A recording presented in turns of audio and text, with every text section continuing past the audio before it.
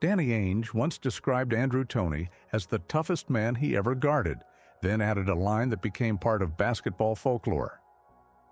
"I still wake up in the middle of the night screaming his name."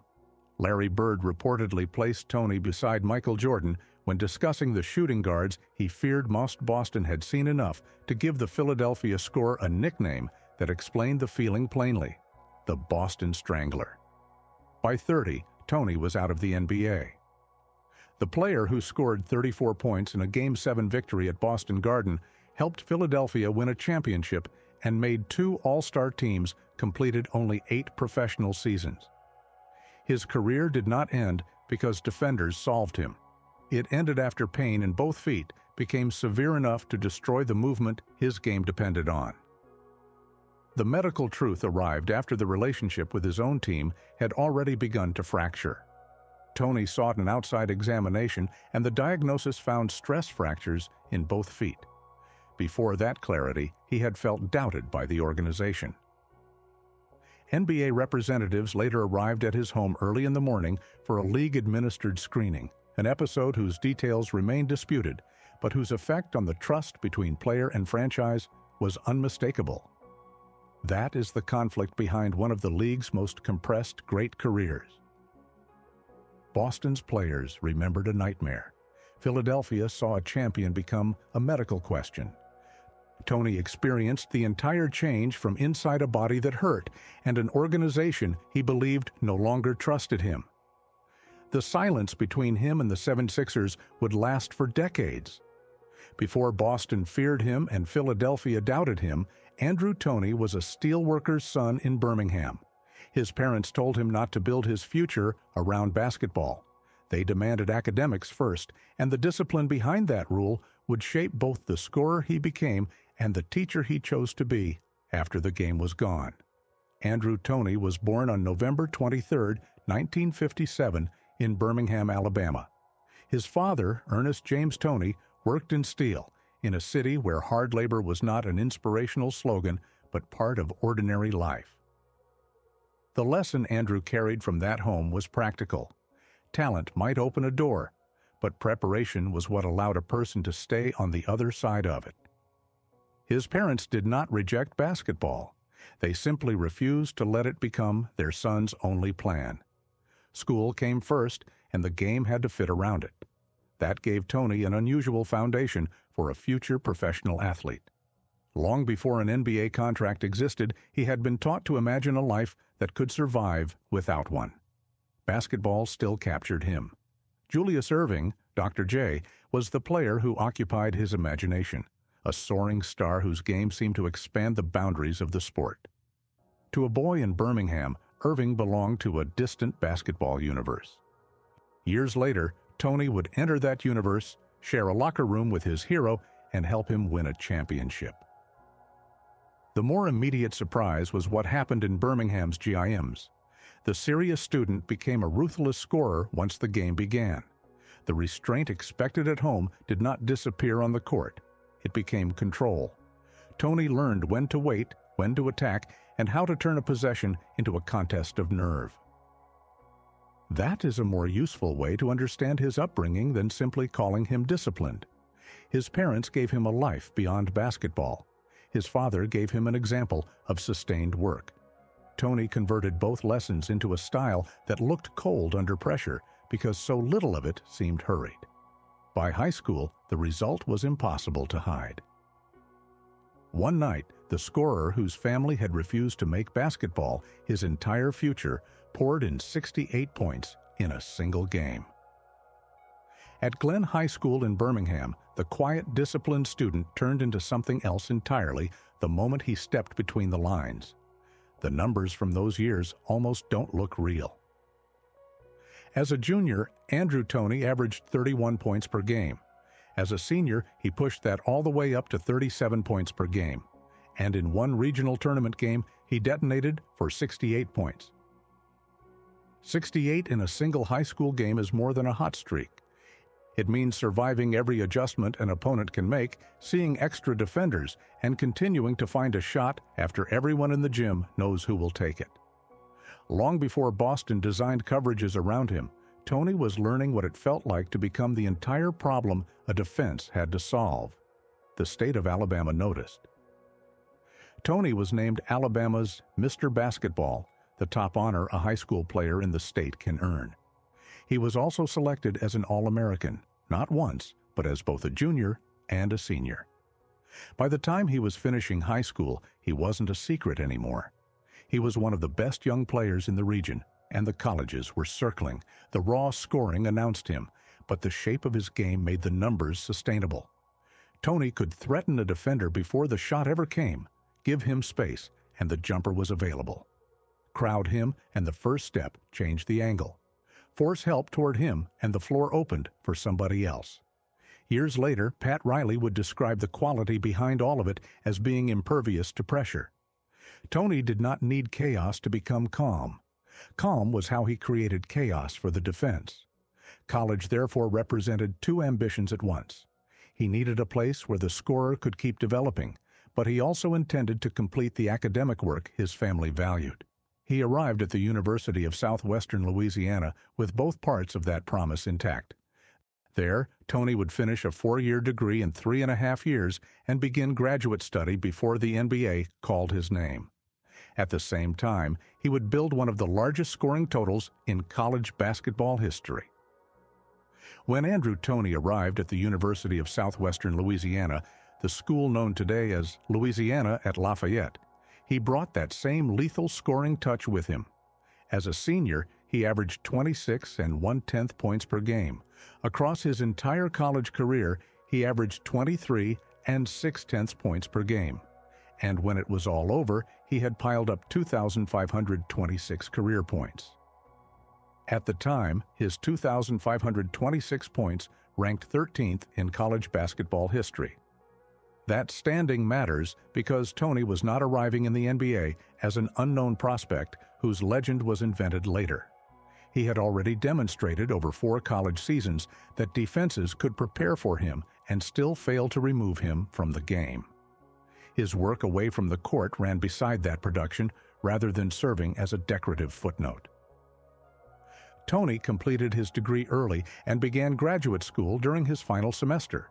He entered the draft with an elite scoring resume and with evidence that the family rule from Birmingham had held even after basketball became a plausible profession. One moment from his junior year joined those two sides of him. After making 2 free throws to decide a tense game, Toney explained his response to the moment in a line that would follow him into the NBA. "I like pressure situations. They build up my blood." The value of the quote is not that it sounds dramatic. It is that his professional career would repeatedly prove it true. In Boston Garden, with a season balanced on a few possessions, the scorer from southwestern Louisiana would look as comfortable as he had at the free throw line in college. On June 10, 1980, the Philadelphia 76ers used the 8th overall pick in the draft on this scholar scorer out of Louisiana. And the boy who had idolized Dr. J his whole life was about to walk into the same locker room as his hero. The 1980 NBA draft changed Andrew Toney's life. The Philadelphia 76ers, holding the 8th overall pick, called his name. He was headed to a proud franchise already stacked with elite talent, a team that didn't need a savior but could absolutely use another weapon. And here's where the story delivers one of those moments you almost can't script. Julius Erving, Dr. J himself, the man Toney had worshipped as a boy back in Birmingham, personally took the rookie under his wing. Think about what that meant to a young man from Alabama. The hero on the poster wasn't a distant legend anymore. He was a teammate, a mentor, a guiding hand. The kid who once dreamed about Dr. J was now learning the professional game directly from him. That kind of full-circle moment almost never happens. For Andrew Toney, it was real. On the court, though, Toney had to wait his turn. He came into the league as the third guard on the depth chart, behind established players, and he had to earn every minute. But even in a limited role, the talent was impossible to hide. As a rookie, he averaged 12 9/10 points per game. He shot a sharp 495 from the field, a .495 field goal percentage. And when the season ended, he finished 7th in the voting for Rookie of the Year. Philadelphia was discovering how difficult that third guard could be to contain. Toney did not require a long sequence of dribbles to become dangerous. A defender had to honor the jumper, yet closing the space gave Toney a path into the lane. Once the defense shifted, he could finish the possession himself or move the ball before the second defender arrived. Nearly 13 points a night from that role was not the ceiling. It was the first evidence that the rotation could not hold him for long. And in Philadelphia, doors had a way of opening fast. A single rough night, a fight, an injury to a teammate ahead of him, was about to push Andrew Toney into the starting lineup.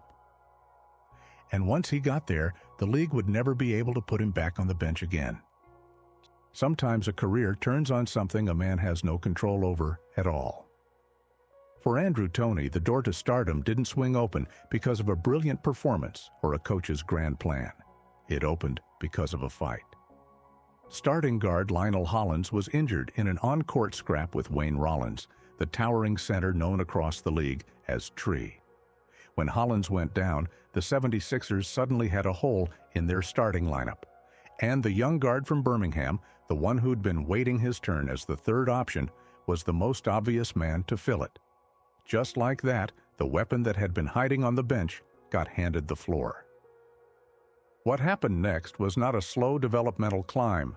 With real minutes, Toney began forcing defenders into choices they could not make comfortably. Back away, and he rose into the jumper. Press up, and he attacked the lead foot.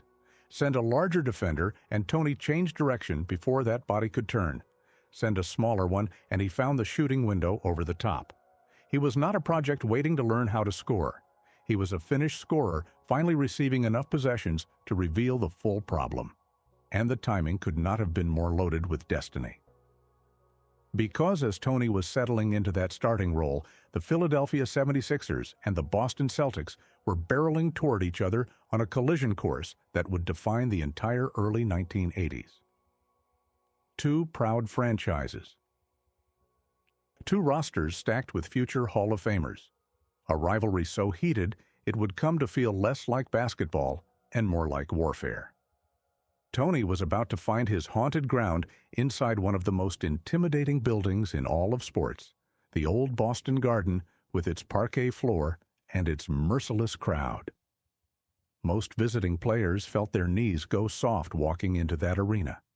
Toney would come to feel something closer to joy. It started with a single, unforgettable night, late in 1981, 35 points against the Celtics. It was the first warning shot. And Boston had no idea that the haunting had only just begun. A nickname tells you how a player made people feel, and Boston sports writers found one that carried both fear and grudging respect. They called Andrew Toney the Boston Strangler. The name belonged to the rivalry of the early 1980s, when Philadelphia and Boston met with championship expectations and genuine dislike. Toney's threat was not confined to one spectacular move. He could score before a double team formed, draw help and pass through it, then punish the next possession when the defense hesitated. Each adjustment created a different opening.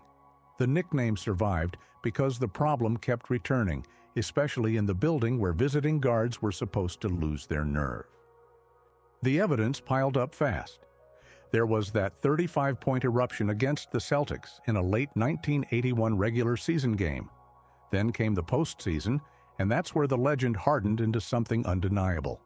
In the Eastern Conference Finals against Boston, Toney opened with 26 points in Game 1. Then he came back with 35 points in Game 2. And here's the part that twists the knife.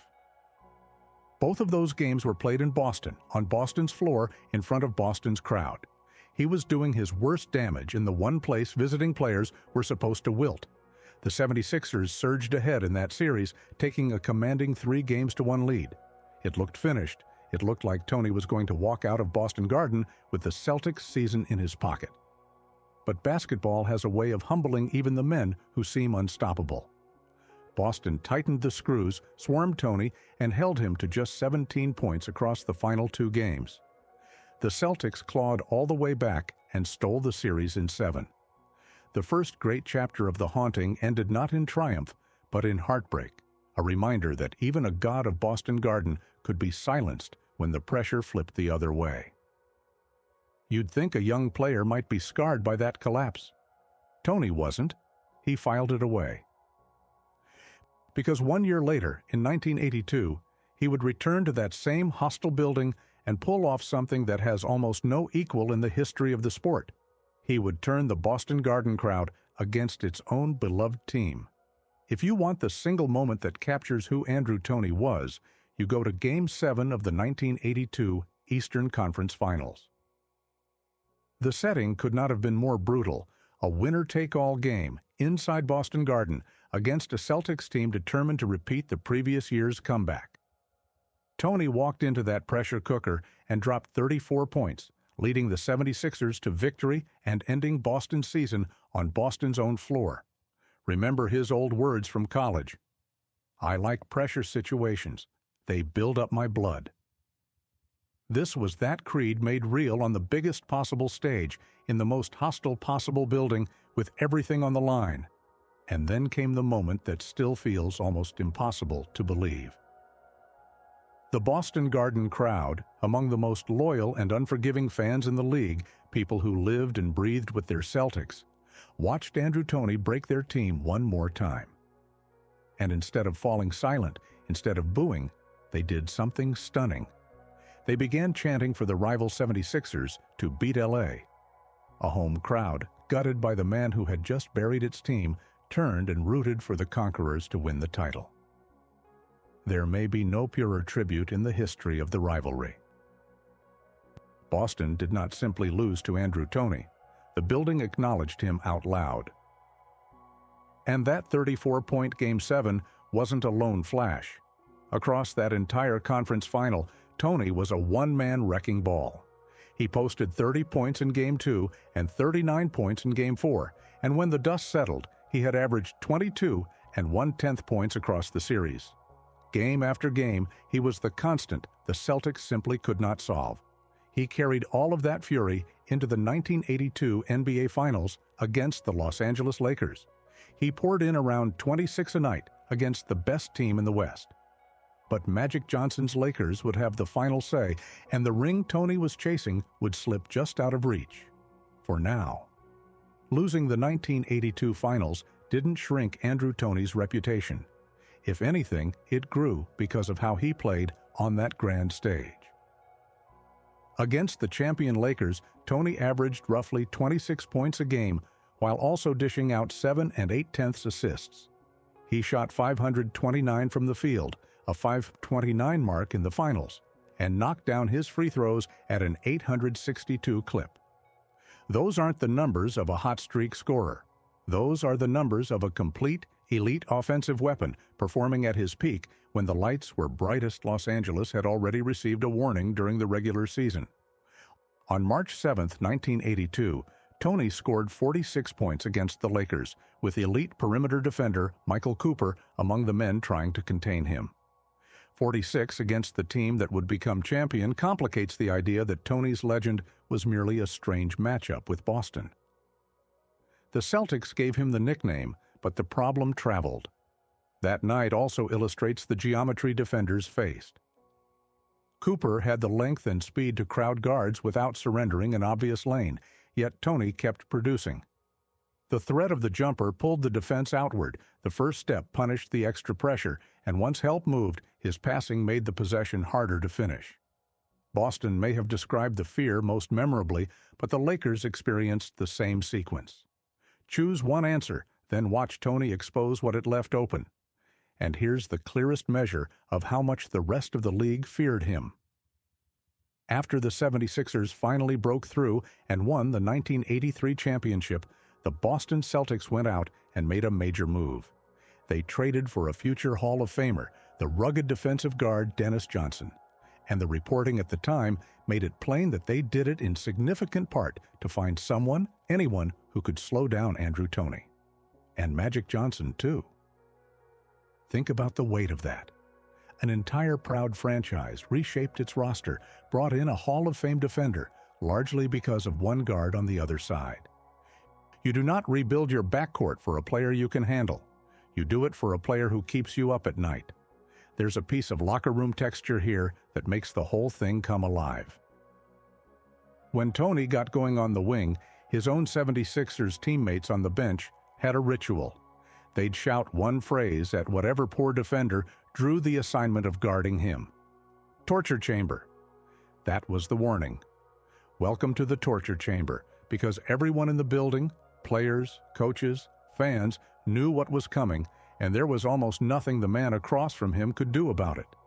This was Andrew Toney at the absolute summit of his powers. A scorer so dangerous that rivals studied him, double-teamed him, and reconstructed their teams around the single goal of containing him. He was feared, respected, and at long last, a champion. But the body that carried him to that mountaintop was already beginning to betray him. Somewhere in his feet, in pain he couldn't ignore, and others wouldn't believe, the cruelest twist of this entire story was quietly taking root. The wait was over.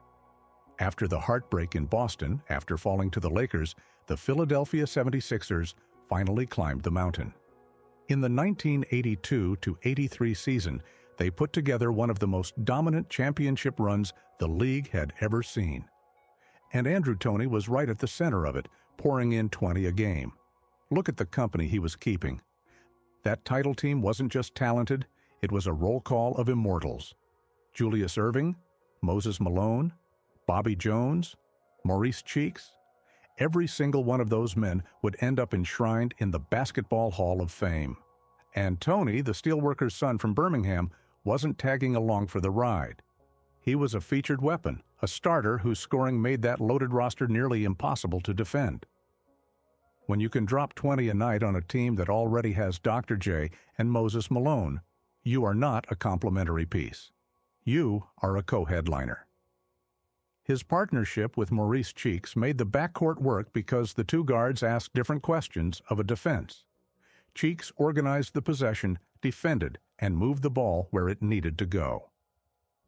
Toney supplied the threat that could rupture the plan in a few seconds.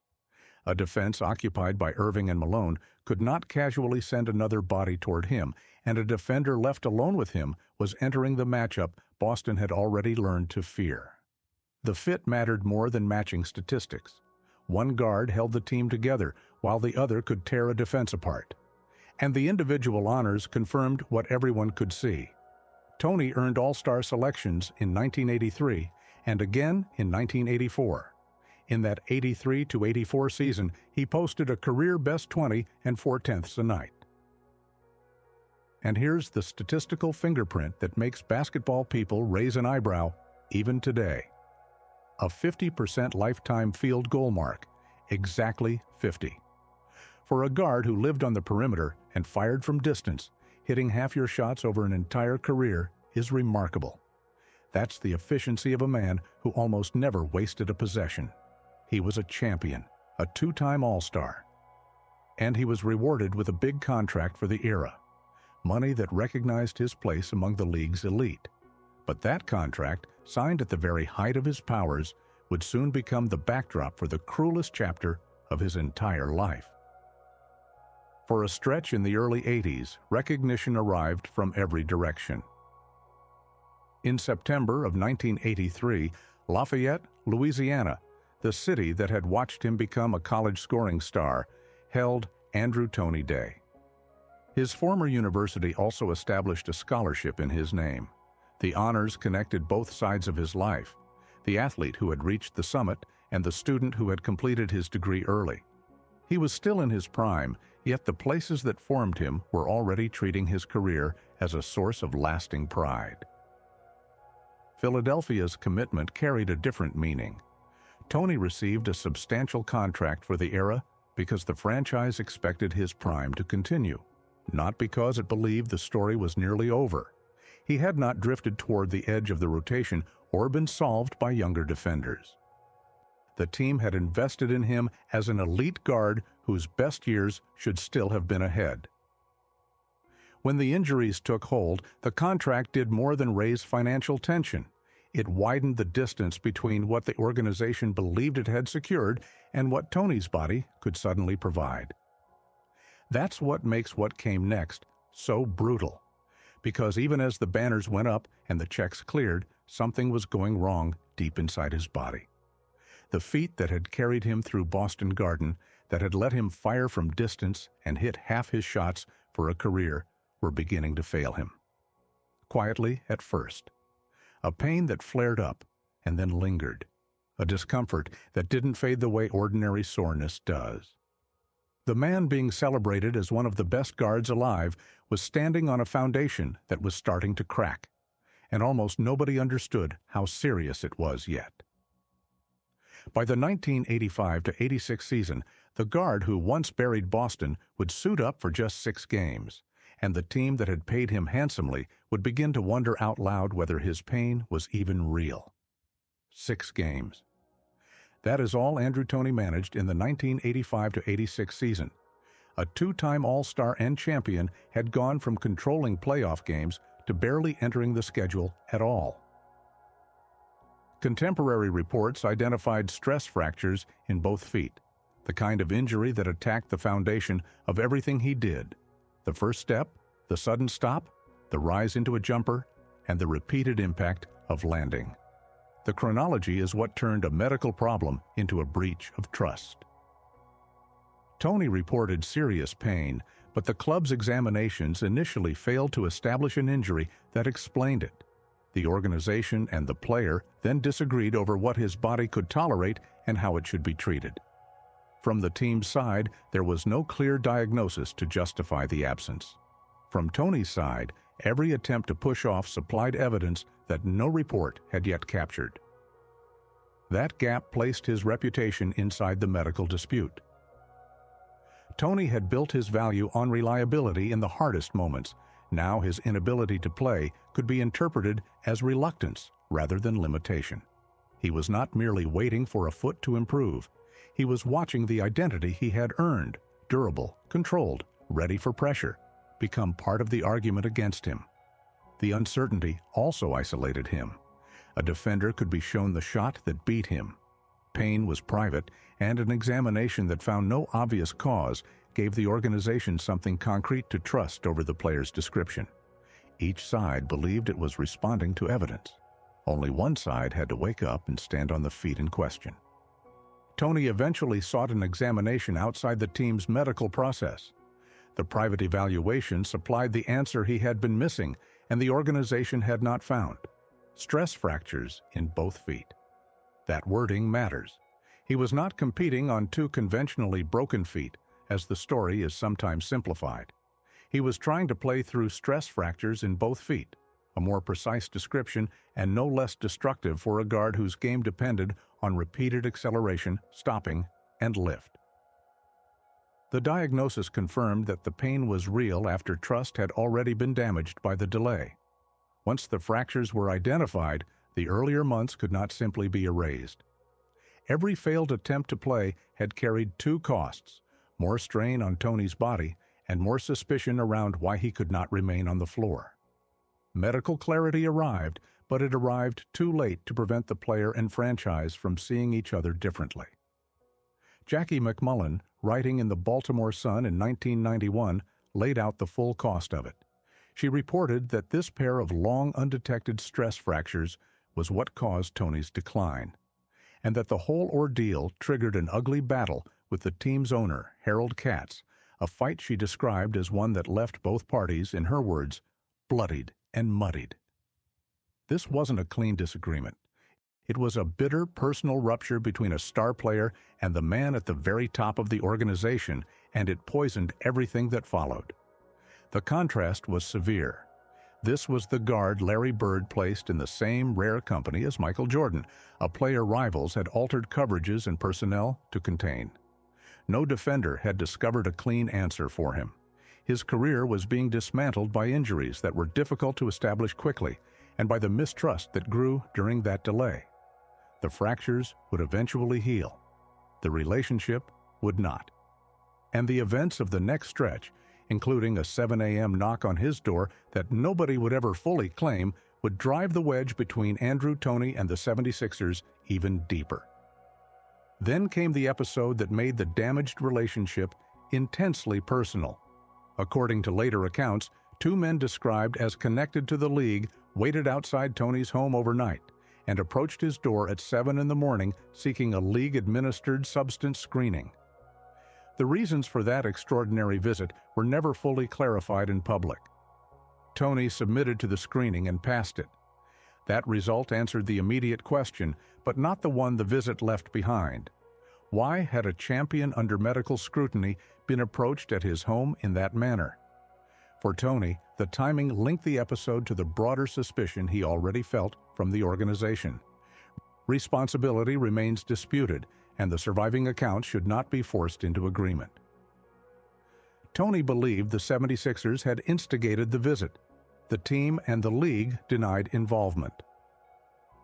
The 1991 Baltimore Sun account described the visitors as league employees, while a later NBC Sports Philadelphia retelling connected the episode more directly to owner Harold Katz.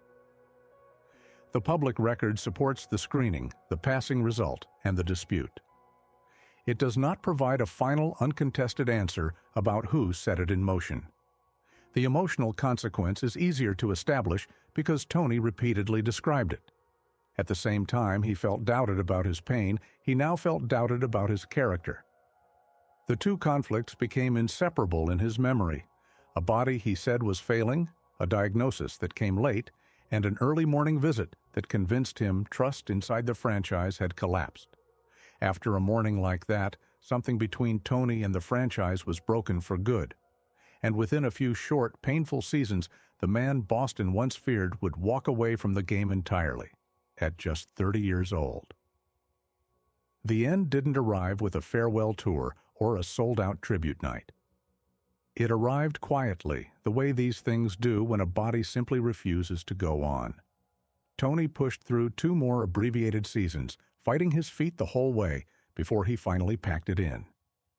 He retired at the age of 30 because of the physical problems that had hollowed out his prime. Think about what that timeline should have been. A guard with his gifts, his efficiency, his clutch instinct had every reason to play deep into the 1990s. He should have had years left, more all-star nods, maybe another title run, the long, productive back half of a great career. Instead, the prime that terrorized a generation of defenders just stopped, cut off before its time. And the bitterness lingered long after the games ended. Jackie McMullen's reporting captured just how complete the estrangement had become. Since leaving the team, Toney had not set foot inside the Spectrum, the building where he'd once been celebrated. He had not spoken with a single Philadelphia reporter. He didn't just retire from basketball. He withdrew from the entire world that had been the stage for his greatness and for his deepest wounds.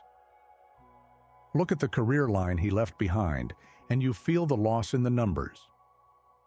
2 all-star selections, a championship ring from 1983, and a career scoring average of 15 9/10 a night, a figure dragged down year after year by the broken seasons at the end. That average tells you almost nothing about how dangerous he truly was at his peak, and that's exactly the haunting part. The statistics never came close to capturing the talent because the talent was robbed of the time it needed to write its full record.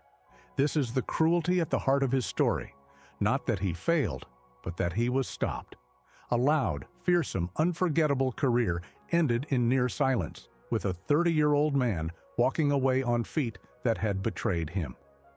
3 years after his final NBA game, a reporter finally got him to open up. And what he said about his feet, about the pain that had followed him out of the league and into his living room, was almost too much to read. By the time Jackie McMullen sat down with him for that Baltimore Sun piece in 1991, 3 years had passed since Toney's last game, and he was still, in his own way, trying to make peace with how abruptly and how strangely it had all ended. The controversy hadn't faded. The questions hadn't been answered. He was a man living in the aftermath of something he never got to finish. The most haunting part wasn't bitterness, it was the body, because the injury hadn't ended when the career did. It came home with him every single night. In his own words, he described the cruel rhythm of it. "You play one night," he said, "and you start to heat up, and the more you're in, the more you want to go. Then I go home, and I'm back in the same old agony and pain again. It's unbearable sometimes." Unbearable sometimes carried the part of the story no career summary could show. This was years after the diagnosis, years after the league had moved on without him, and Toney was still paying the physical bill for feat the original examinations had failed to explain. The competitor in him still remembered the pull to stay on the floor and keep going. The price for that desire followed him home beyond the reach of any banner or trophy.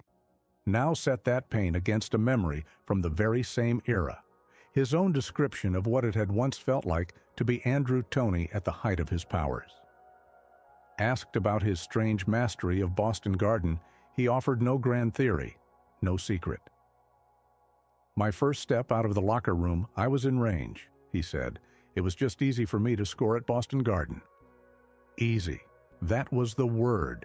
The same man who once found scoring effortless on the most hostile floor in the sport now found simply walking through his own house an exercise in agony.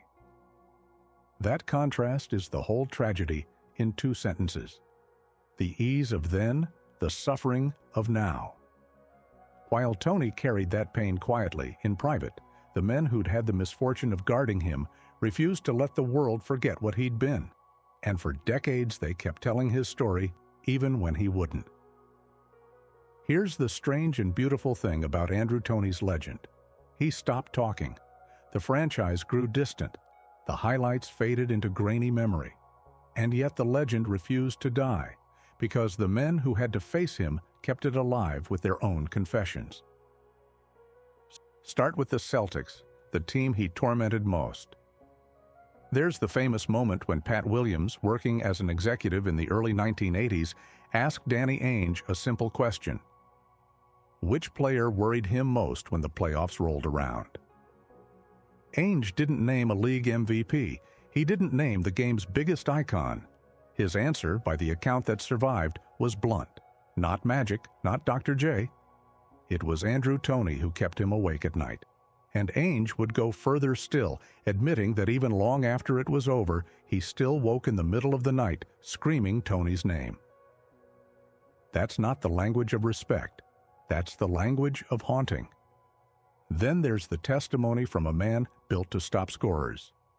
Sidney Moncrief, who won the very first Defensive Player of the Year award, studied Toney closely and came away beaten. He called him unguardable, and he meant it literally. There was nothing, he said, that could keep Toney from scoring, short of double-teaming him and getting the ball out of his hands entirely. And Moncrief, a Hall of Fame defender, placed Toney right there alongside Michael Jordan in his own memory. The praise didn't stop with rivals. Charles Barkley, who shared a locker room with him, would go on to call Toney the best player he ever played with. Think about the company Barkley kept across his career, and then weigh those words. And Toney's own former coach, the Hall of Famer Billy Cunningham, said flatly that Toney would have been in the Hall of Fame himself if not for the injuries. Perhaps the line that lands hardest came from Bob Ryan of the Boston Globe, a writer who watched the era up close. He called Andrew Toney the most forgotten great player in NBA history. Forgotten by the public maybe, but never by the men who had to guard him, and never by the writers who saw the truth. Which raises the question that has nagged at basketball people for decades. If the greatest minds in the game believed he belonged, why is his name nowhere near the Hall of Fame? The men who knew the game best gave their verdict, and they gave it without hesitation. Billy Cunningham, a Hall of Famer himself, and the coach who watched Toney up close every single night, said it plainly. His guard would have been enshrined in the Basketball Hall of Fame if not for the injuries.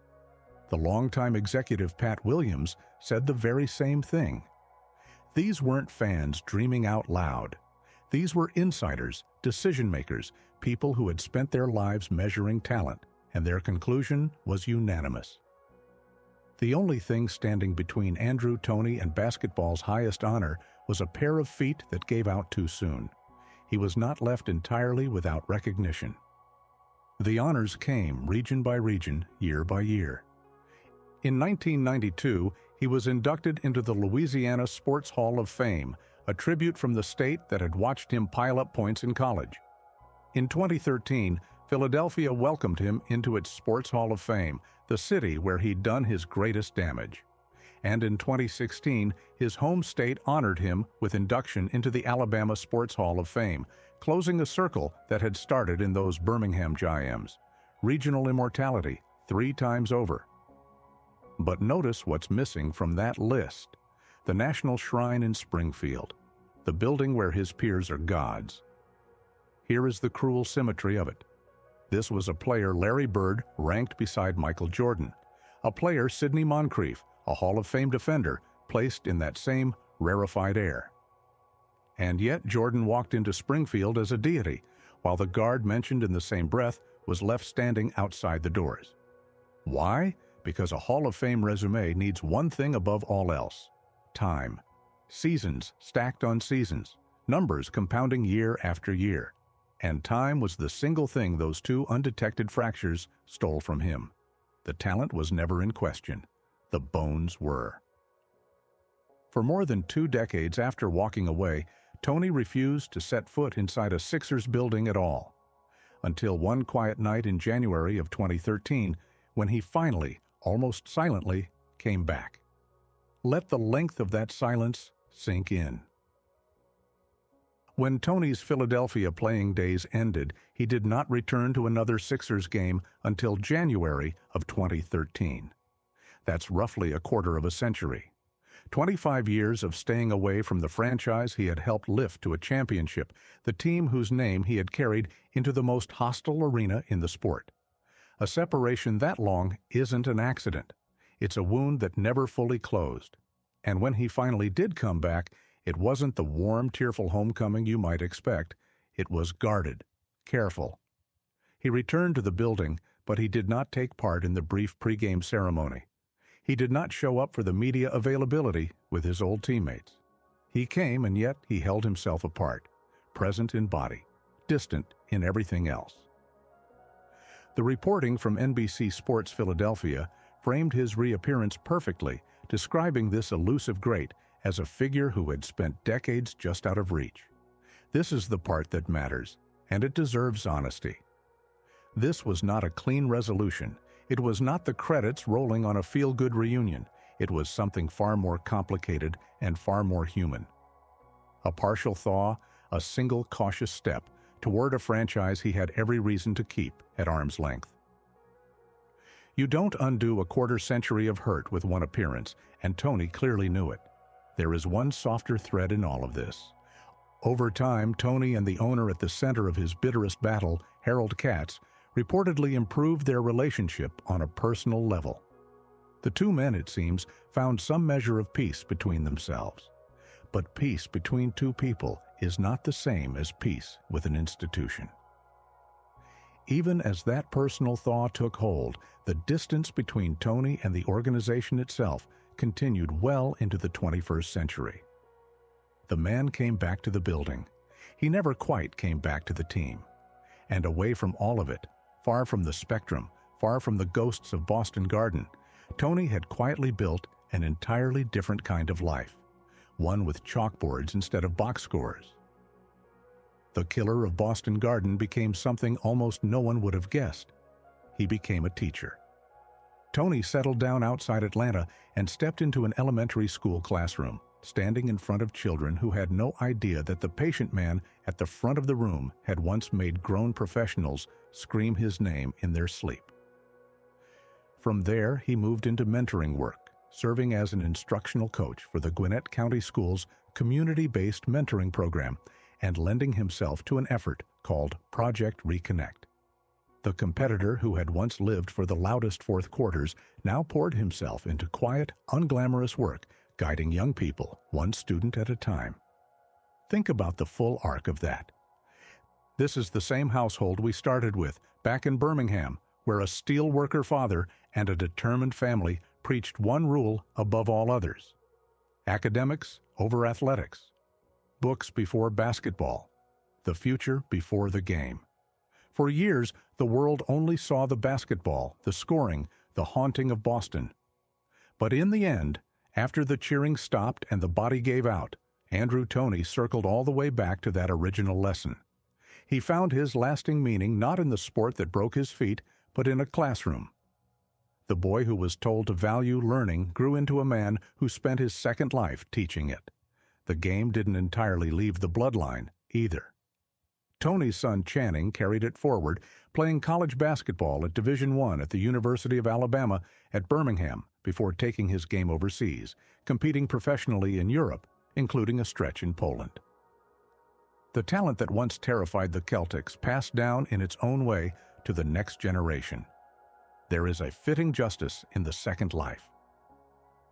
Toney had been disbelieved about his own pain and separated from the game before he was ready.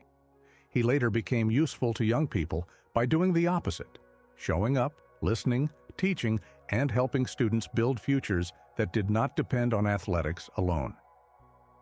The basketball record still needs context. The final averages were pulled downward by seasons played through serious foot trouble. The better measure is the testimony of the people assigned to stop him. Danny Ainge calling him the toughest opponent he guarded, Larry Bird placing him in the rarest company, and Boston writers naming him for the damage he repeatedly did in their building. Andrew Toney's two stories cannot be separated. One contains 34 points in a Game 7 at Boston Garden, a championship, 2 All-Star selections, and perimeter scoring efficient enough to terrify an entire rival. The other contains 2 fractured feet, an organization that failed to understand the problem quickly enough, a disputed early morning league screening, and a career finished at 30. Bob Ryan called him the most forgotten great player in league history. The short career helps explain the forgetting. The people who faced him explain the greatness. 8 seasons were enough for Toney to become a champion and permanent part of Boston's basketball memory, even if they were not enough to build the career totals later generations tend to recognize. Toney was the Boston Strangler, a champion whose prime was compressed into a few brilliant years, and a teacher who eventually returned to the lesson his parents had given him in Birmingham. Younger fans may need the introduction. The Celtics never did.